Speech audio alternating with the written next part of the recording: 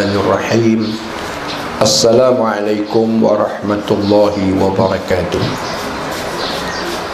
Alhamdulillahil qail ya ayyuhan nabiyyu inna arsalnaka syahidan wa mubashiran wa nadhira wa da'iyan ila Allahi biiznihi wa sirajan munira. Wassalatu wassalamu ala Muhammadin al-Mustafa wa ala alihi wa ashabihi wa ansarihi wa atba'ihi fil akhirati wal ula. Amma ba'du, Allahumma aftah alaina hikmataka wanshur alaina min khazaini rahmatika ya arhamar rahimin. Waftah bainana bil haqqi wa anta khairul fatihin. Yang dihormati lagi yang berbahagia Dr. Mazlan Ismail, suami isteri dan ahli keluarga, Wal Hajah Mak Puan, dan tuan-tuan dan puan-puan yang dirahmati Allah Subhanahu wa taala sekalian.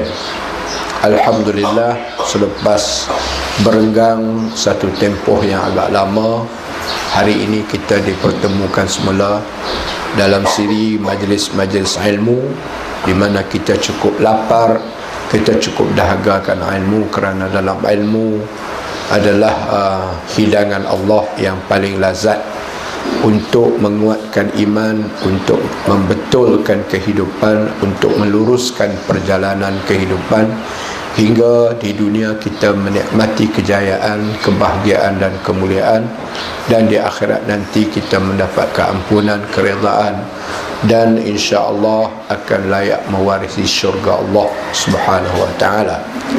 Saya minta maaf lewat sikit sampai pagi ni kerana malam tadi ada satu sesi muzakarah ilmiah di Ulu Bakai tu, kat balik pukul 12 lebih lah. Badan sakit-sakit pagi tadi, panggillah orang mengurut Zat. Orang mengurut adalah kita, maklumlah makin muda kan tuan-tuan, tak apa, makin tua saya ni makin muda, jadi bila makin muda ni serba kurang lah ya. Jadi urut punya urut, tengok jam ni cepat sangat jalan pula dah ya. Kuliah pukul 9, tu bagi tahu saya sampai lewat sikit. Saya sampai saya tengok ada perubahan pula kuliah kita ni, makin comel, orang makin ramai ya. Dulu duduk belepok, bersila, bersimpuk, lah ni duduk atas kursi menjuluk elok kan kalau Ustaz Mazlan duduk dengan isteri dia atas kursi ni, macam duduk bersanding dulu lah macam duduk bersanding dulu. Kita tak tengok dia bersanding dulu, bolehlah dia suruh duduk dekat-dekat tengok. Jadi tuan-tuan, musim lah ni adalah masih dalam musim mengajak kita mencurahkan rasa rindu kepada Rasulullah sallallahu alaihi wasallam, insan semulia-mulia makhluk yang diutuskan oleh Allah ke muka bumi ini untuk menyampaikan satu amanah Allah, iaitu mengajak manusia menemui Tuhan yang sebenar, iaitu Allahul Jalalah ya. Kemudian mengajak manusia kalau nak hiduplah di atas jalan Allah yang lurus ini, iaitu Islam, dinul qayyim, agama yang mulia, agama yang lurus. Kemudian tuan-tuan, selepas 23 tahun berjuang, ada ketika-ketikanya berendam air mata, ada ketika-ketikanya baginda tersenyum melihat gelagat pengikut-pengikutnya, ada ketika-ketika baginda mengerut dahinya untuk memikirkan apa yang boleh dibuat untuk menukar kehidupan ke arah yang diradai Allah Subhanahu wa taala. Maka sampai ketikanya baginda pun kembalilah kepada Allah Subhanahu wa taala, Tuhan yang mengutuskannya sebagai rasul. Dan sebelum baginda wafat, turunlah deklarasi atau pengisytiharan oleh Allah Subhanahu wa taala, wahwa orang atau insan yang diutuskan oleh Allah Subhanahu wa taala telah pun menyempurnakan tugas dan tanggungjawabnya, amanah dan kewajipannya, iaitu membawa manusia beriman kepada Tuhan yang sebenar, Rabbul Jalalah, dan membawa manusia berjalan di atas jalan yang lurus. Dan ketika baginda wafat, umatnya ketika itu adalah umat yang paling baik, umat yang paling cemerlang, umat yang paling tinggi akhlak, budi sopan, budi bahasanya, umat yang paling berani, umat yang paling ikhlas, umat yang paling jujur, umat yang bersedia untuk berkorban apa saja, umat yang paling baik, dan umat yang paling tinggi kedudukan darjat martabatnya di sisi Allah Subhanahu wa taala.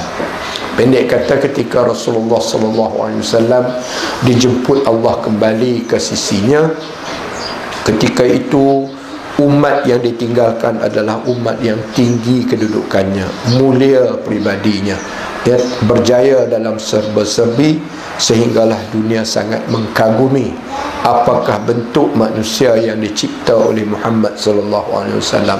Padahal manusia-manusia ini dulunya garang, buas, ganas, peminum arak, penjudi, suka berzina dan sebagainya. Tiba-tiba dengan 23 tahun Rasulullah SAW berjaya menukar manusia ini menjadi orang yang baik, orang pemurah, orang jujur, orang ikhlas, orang yang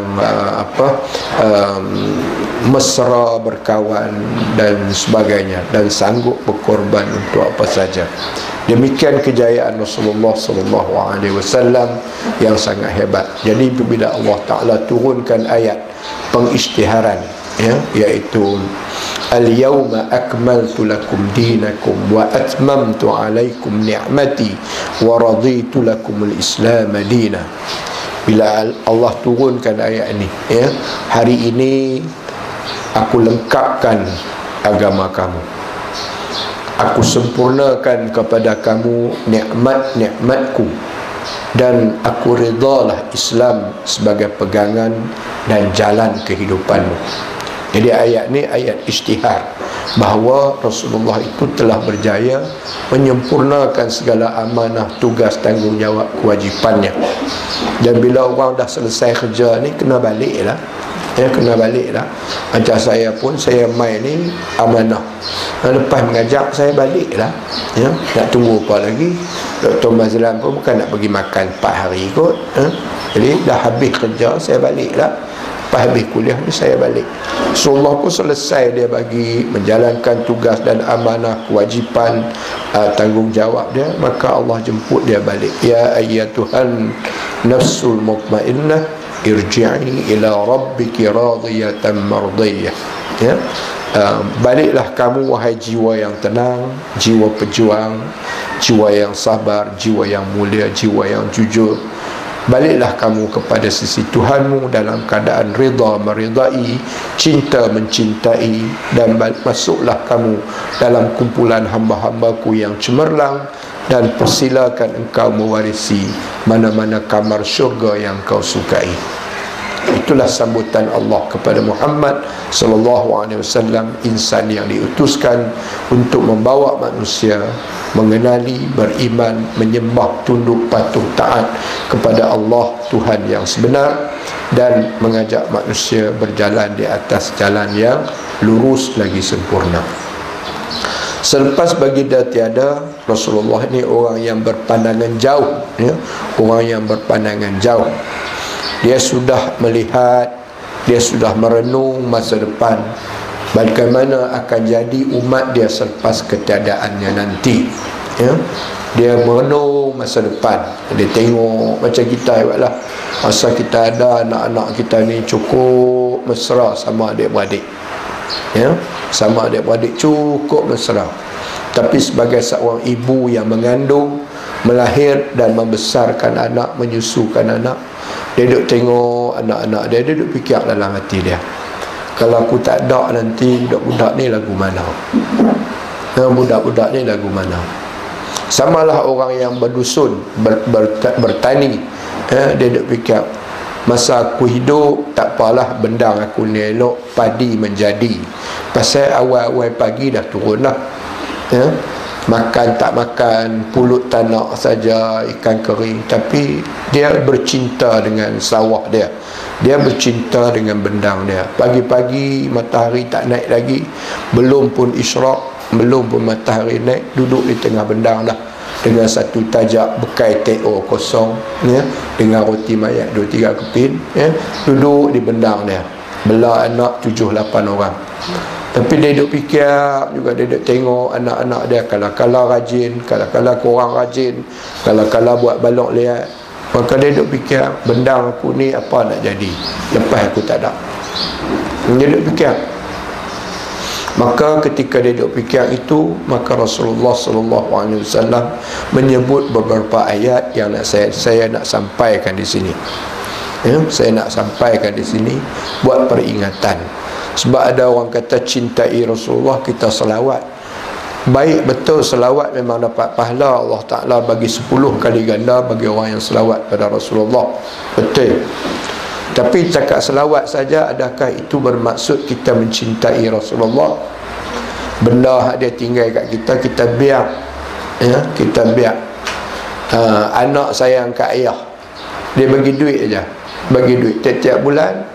Mak bagi account number, dia bagi duit, bagi duit, bagi duit. Telefon suruh balik, tak mau balik, duit dah bagi, ya, duit dah bagi. Telefon suruh balik, tak mau balik, ya. Abang kata sakit, demam sikit-sikit pun tak balik. Kerja bukan jauh sangat, tapi tak mau balik. Maka mak ni pun duk fikir, adakah aku ni boleh dibeli dengan duit? Padahal aku besar mereka bukan dengan duit. Aku besar mereka dengan kasih sayang. Aku besar mereka dengan air susu. Aku besarkan mereka dengan penat lelah. Aku besar mereka dengan sakit demam. Aku sendiri tak makan, aku bagi mereka makan, ya.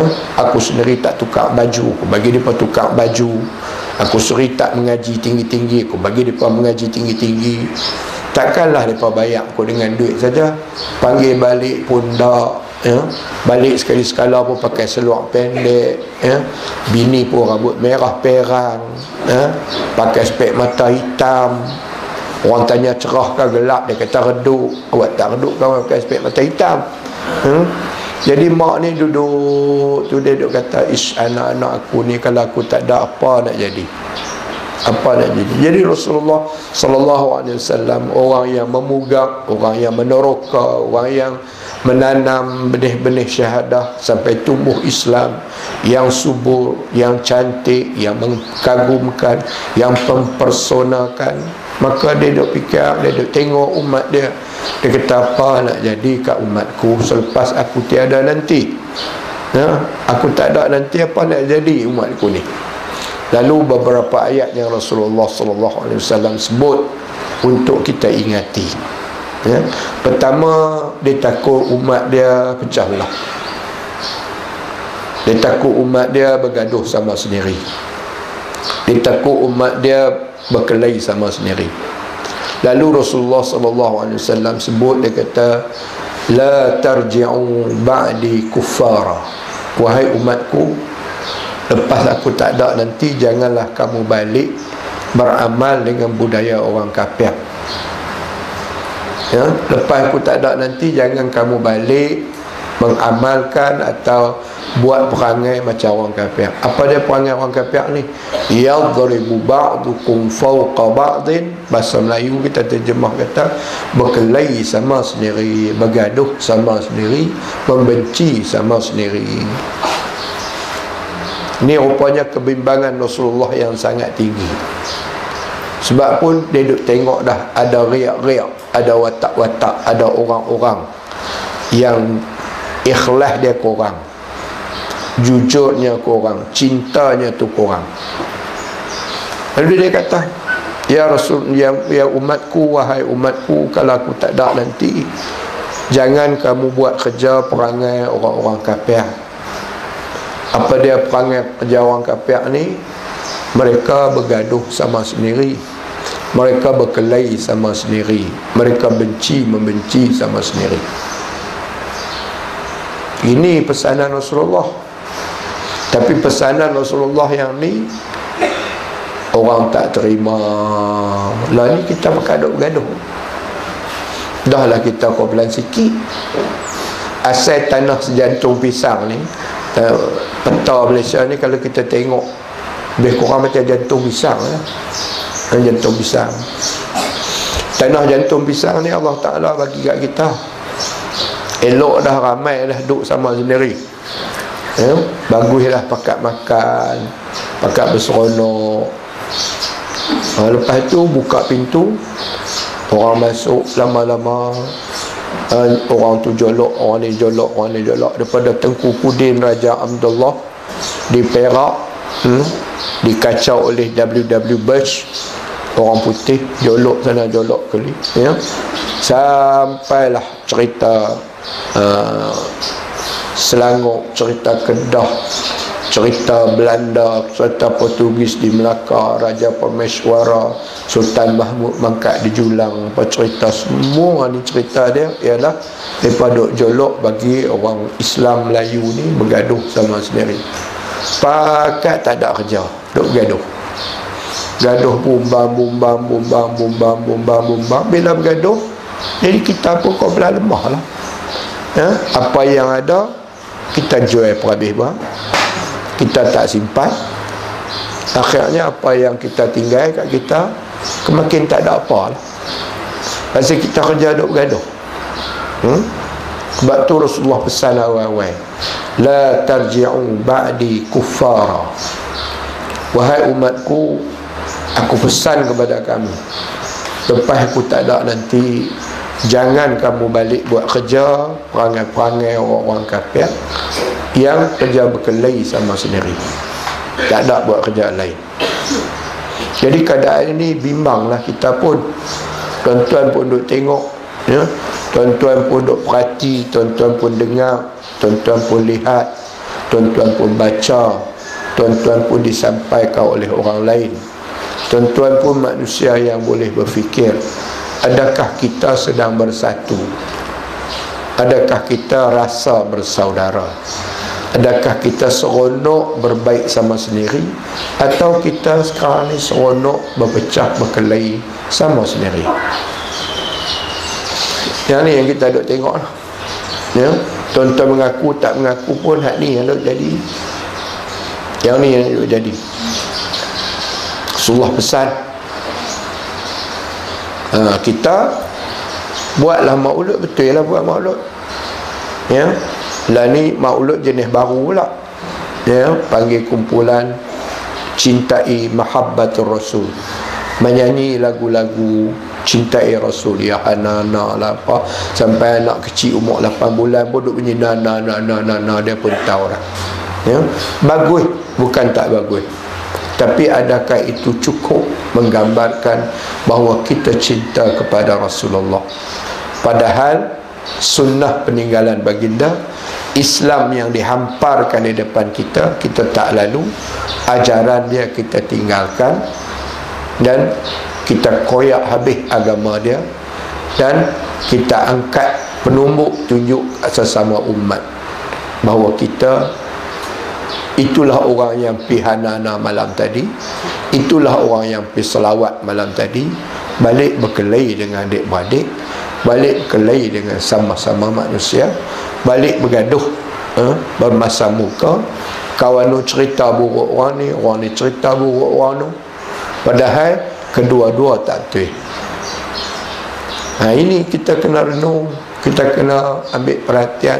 Rasulullah suruh semayang, kita tak apa nak semayang. Rasulullah suruh puasa, sekadar tak makan dengan tak minum, tapi puasa nafsu kita tak puasa. Jadi keadaan kita ni terumbang ambing, yang kadang-kadang elok, kadang-kadang tak elok. Kawan saya kelakar, dia ni kelakar lah, dia kata labbaik Allahumma labbaik, labbaik la syarika lak labbaik. Dia kata tu haji tu labbaik, kala jahat kala baik, kala jahat kala baik. Dia kelakar. Kita marah lah, ada apa hang kata aku tu haji tu labbaik, kala jahat kala baik. Buah perhati tu tu haji tu labbaik, kala jahat kala baik. Ada kala jahat, ada kala baik. Dia tak jadi pakai kepiah putih atas, tapi hati belum tentu putih. Jadi kita pun duk melelong merata. Sebab tu tuan-tuan hadirin mukminin, bila merenung keadaan nasib umat kita, tak usah duk perhatilah Arab dengan Arab, Palestin dengan Jordan, Jordan dengan Mesir, Mesir dengan Arab Saudi, Saudi dengan Kuwait, Kuwait dengan Iraq, Iraq dengan Syria. Tak usah duk perhati sana lah. Mereka tu memang seronok bergaduh dah daripada dulu ke. Lepas tu memang seronok bergaduh. Kalau tak bergaduh, mereka kata tak puas. Macam kita tagih kopi, kalau tak minum kopi rasa tak puas.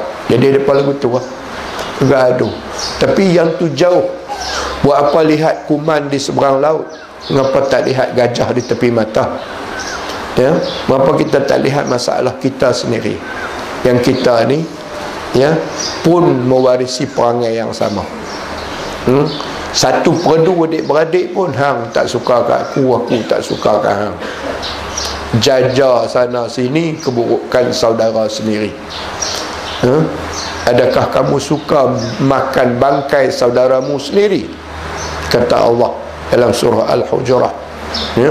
Kamu nak makan bangkai saudara kamu sendiri, kamu bunuh dia, kamu makan dia. Bukan kita ambil pisau cantai kepala dia, tak. Kita pergi jajah buruk keluarga kita sendiri. Sana sini, sana sini, sana sini.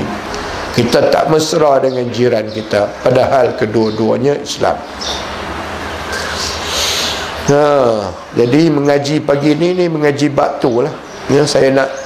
Saya tak maulah tuan-tuan ikut aliran sekarang ni. Kononnya cintai Rasulullah tu piduk di padang selawat beramai-ramai. Bagus, bukan tak bagus, pergilah. Kalau ada kesempatan pergilah. Tapi jangan buh titik tang tu. Oh, pergi selawat dah semalam, aku cintai Rasul semalam. Hari ni aku bergaduh dengan orang. Oh, lagu tu tak boleh. Yang itu yang pertama Rasulullah SAW pesan. Dari segi umat, aku harap lepas aku tak ada, kamu jangan balik buat benda-benda yang dibuat perangai orang-orang kafir, ya, bergaduh, berkelahi sama sendiri. Jadi jangan bergaduh dah lepas ni. Jangan bergaduh dah.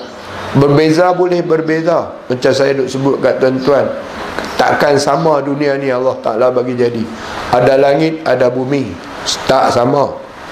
Tapi ada langit yang terang benderang, ada bumi yang kering kontang, ada hujan penyambung antara langit dan bumi. Pasal apa kita tak boleh jadi watak hujan?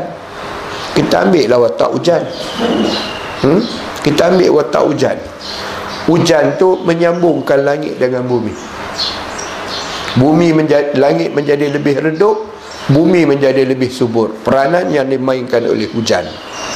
Tugas tanggungjawab hujan. Kita jadi hujan lah.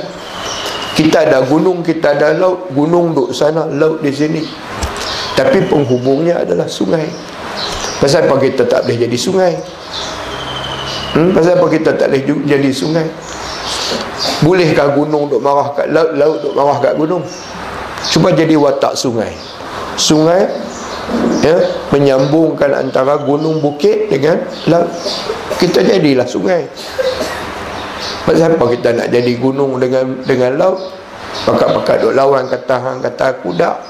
Kita jadilah watak sungai. Sungai yang menyambungkan, sungai yang menghubungkan. Tak ada salah pun, ya. Ni yang kita kata